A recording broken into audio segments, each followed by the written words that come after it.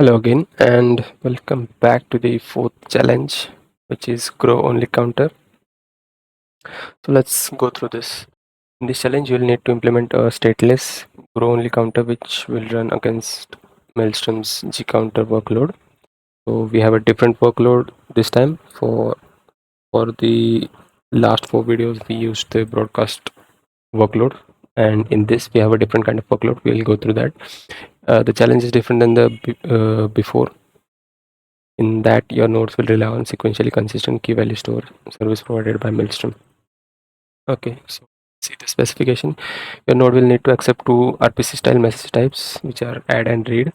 Your service only need be eventually consistent. Given a few seconds without writes, it should converge on the correct counter value. They are also expecting that the final read from each node should return the final and correct count. Let's see what are the RPCs. Your node should accept add requests, which performs the increment of a value of a single global counter, and your node will receive a request which is of this form. So initially we had types broadcast, read, and so on, but in this we have two types of messages, which are add and read. And add provides us a integer delta, and we need to increment our global counter, which is common for all the nodes in our cluster, by this value. So it is a add only counter. And provide this acknowledgement message, and the next one is simply a read request, which is going to return the current value of the global counter. And they want us that the system should be eventually consistent. What is it? Yes. So they want us that the system should be eventually consistent. A few writes are given a few seconds without write, it should converge on the correct counter value. So for some time it is possible that the updated value is not sent through a read request, but eventually it should be same for all the nodes in the cluster. Okay, this is specific to the Golang framework. If you're going to use Golang for solving this challenge, you may need to go through this key value storage that they have provided. You can use this or create your own. So for this challenge, the evaluation criteria is as follows. We provide the binary, and we have 3 node cluster which runs for 20 seconds, and the rate of requests is 100 requests per second. And obviously network partitions are also possible. So let's see how we can solve this challenge. Okay, so I have created some diagrams. So first of all, let's understand what this challenge is about. So we had 3 nodes in this cluster, right? So let's say the nodes are n0, n1, and n2, and each of them stores their own value of the global counter, because we can't simply maintain a global counter which is some other location. The value needs to be present in the node itself. And let's assume for this example we have 3 clients, client 0, 1, and 2, and they are sending and receiving the add and read remote procedure call requests. So let's say this is the chronological order. So client 0 asks the node n0 to add a value 100 to the global counter, but let's say initially it only increments the value in its own counter, its own unique counter, not n2s or n1s. So the value after these two requests, add 100 and add 20 will be 100 plus 20.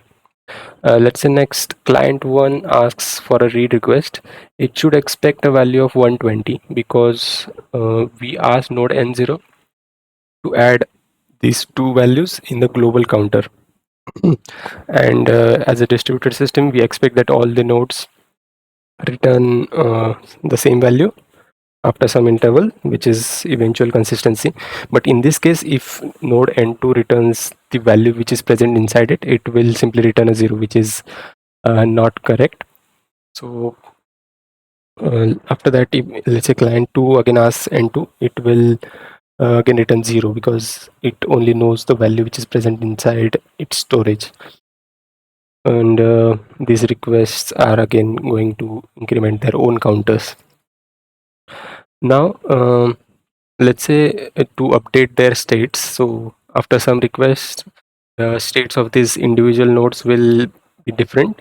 So obviously we are going to perform some internal communication using gossip protocols, and eventually after some time these clients will be able to get accurate results from each of these nodes, and we will go over how this internal communication is going to happen in the next part. So let's say after we have performed some sort of internal communication, the clients are going to get the correct value, which is 130, which will be the sum of all the nodes in the cluster. So all of the read requests are going to provide the value 130. So this is what the task is about. So all reads must return value 130 to achieve the consistency in the entire distributed system. This is the challenge, and let's now go over the solution. So let's say a client is asking for a read request for some node n2.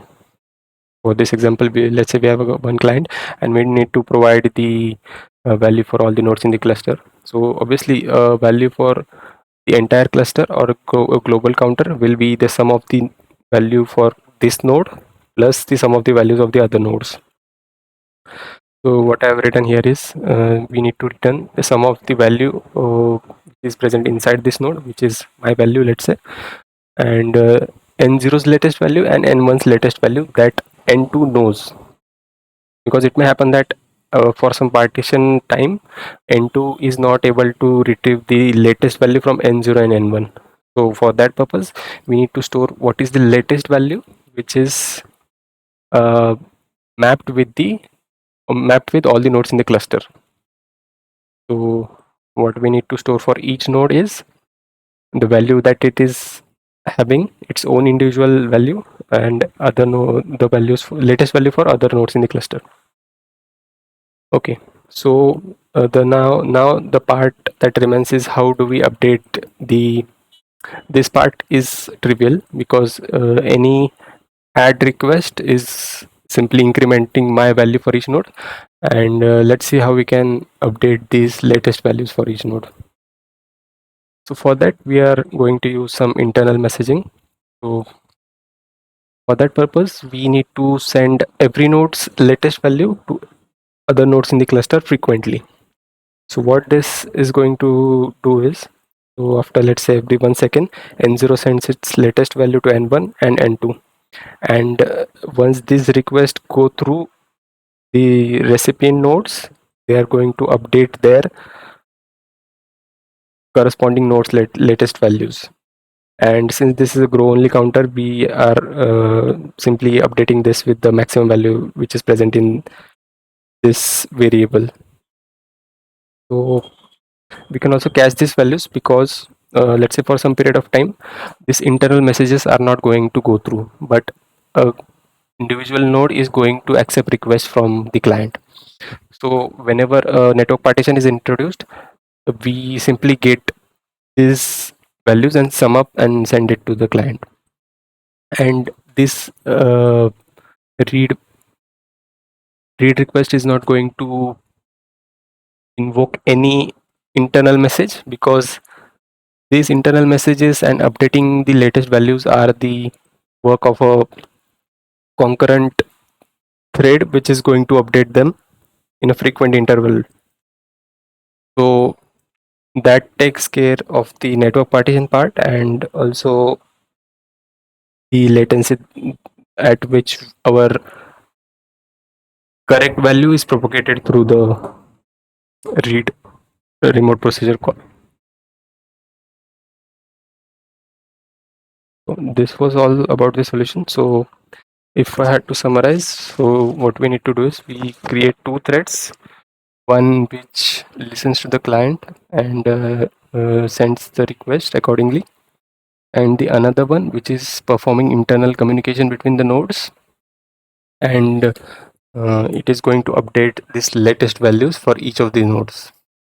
And a read message is simply returning the sum of these three values. So this was all about the flow, or how the description of the solution is going to look like. So now let's go ahead to the implementation. I've used Rust for this again. The structure of the message and the body remains same. Just we in this particular challenge, I have used a internal message type for the body, which is used for the server to server communication in the cluster, and it only passes one integer value, which is the latest value of the current node. So let's see how this entire messages are going to get propagated. So obviously the input and output are going to go through the standard input. We are going to read a line and deserialize it into the Rust object, and then we are going to check what type of request is sent. So if it is a read request, we are going to get the value. So let me also tell you what these variables denote.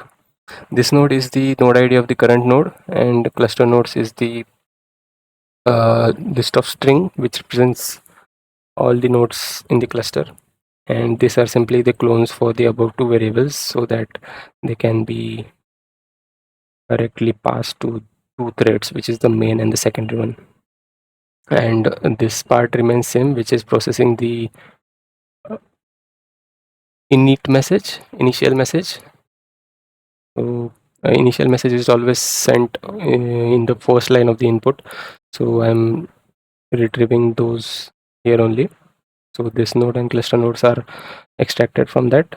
Then I have stored these three variables. So first of all, this value represents the node's current value, which is the counter for this node, and this is the clone for the above value, so that this is accessible in the second thread as well. So this moves to the main thread, and this moves to the secondary thread, and it is a arc mutex data type. So, and this thing is the latest values for. So this is going to store the latest value for n0, latest value for n1, and even if there are more nodes in the cluster, it is going to map the node ID to the latest value that our current node has seen through the internal communication. So this is the handler. So let's see what this does. It spawns an infinite loop which is running in a thread. So we are spawning a thread, and we are basically keeping a message ID unique field so that our internal messages have an unique ID. And for each node in the cluster, is not the current node, we are sending an internal message, and this internal message contains the this node's current value. So as you can see, this secondary comes from here. It is just a clone for this variable so that it can be passed to our thread, and it is a mutable reference. So we have used this atomic reference counting data type. So once this message is created, we are going to serialize it and send it through the network. We don't guarantee that this message will go through, because it might be sent during the network partition.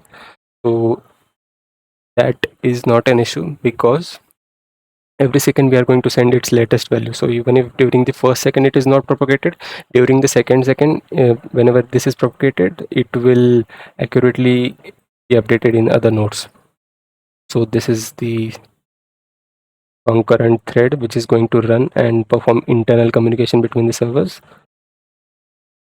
and the read request is going to be sum of all the nodes in the cluster. So current nodes value will be acquired from here, and other nodes value will be acquired from the map that we created, which was string to integer, which is we are simply going to iterate over all the nodes in the cluster and get the values for the latest value for the other nodes. And let's see how this latest value is going to get updated. So after we have acquired the sum and we are going to print it, so this is how the read request will be sent, and add request will simply add the current node's value with the delta value that is provided. And let's say our node accepts some internal message comes to our node.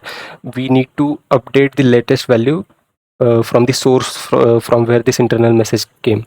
So as you can see, whenever we send an internal message, we are also sending the source, which denotes who sent this message. So this node is going to denote that internal message came from a particular node ID, and we are going to update our hash map, which was the source parameter in that data. So as you can see, we are sending the current nodes who is the sender of this message with the parameter src. So we know that this message was sent by this user, and we are going to update it with the latest value. So yeah, this is it. The main part was the read request. So read request will be simply the latest value of our node and all the latest value that we acquired from internal messages, which will get updated frequently. So this thread is going to do that work for us. Yeah, this was all about that implementation. Most of the part remains same because these init messages and read and all, most of the are templates, and you can simply create an add-on from the previous program that we used. Now let's go through the results that Maelstrom provided. So I've already ran this program. So Maelstrom for this challenge provided with the same thing. Let's see the results. So let's see how they validate this. So they are saying that we sent this many add requests from the client to the server, and all of them went through, so that these two counts are same, and the read request of all of them also went through. They did not fail. Even if they failed, the entire validation would have failed. So you can see here whatever happened. And again, the net parameter, as you can see, the client sent this many requests, it received all of them, and in between the servers, which was the internal message that we were sending, this many was sent and this many went through, because the other ones were sent during the network partition, so some of them failed. And this was the number of messages per operation that were transferred between our nodes. And since we had 3 nodes, so this final reads denotes what are the values after all the requests were performed, what were the values from each of these nodes. So this is the acceptable range. So as you can see, all of the nodes returned the same value, so this solution was accepted. Next is this log, which is simply the accumulation of all the results and the request and response. So simply spawn 3 nodes, clients, and so on. After you run the command for the evaluation, you can see these logs. So in the end, if you see this log, you can see that your solution is correct. Next, let's go through the most interesting thing, which is messages.svg. So we had 3 nodes, n0, n1, and n2, and some more clients. We had only 3 clients.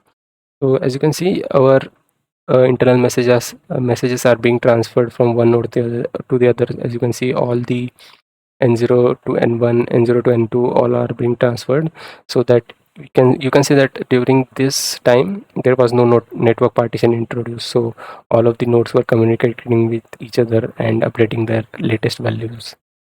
After that, this add request came, read requests, and one thing to observe is that you can see n0 only sends request to n1. You can see that n2 is not visible here as a recipient. So during this part, you can say that n1 and n2 were in one partition and n2 was in another partition. So N0 was sending messages to N1, and N1 was also sending messages to N0. So during this part, you can see that a network partition was introduced. And for this part, N2's values must not have been getting updated. N1 and N0 must have been in sync, and N2 might be behind or ahead, depending on their uh, conflicts. So the large file. So let's also go through something in the middle. Okay, so as you can see, after this point, the partition was removed, and all the three nodes were communicating with each other. So all the arrows are visible. The black arrows are for the internal message. Again, so this is visible that another partition is introduced, which is N0 and N2, and N1 is not communicating here. So N1 is currently isolated for this part. It is isolated for a long period of time. Again, it's not.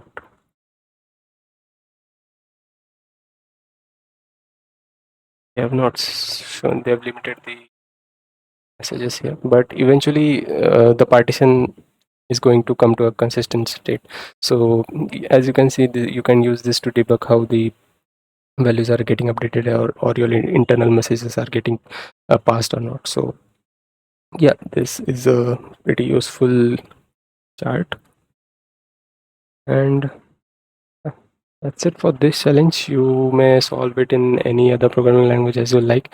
I was learning Rust, so I thought that it could be a great learning experience and educational for me to learn along the way by going through these challenges. So yeah, you can solve it in Python or C++ or anything you like.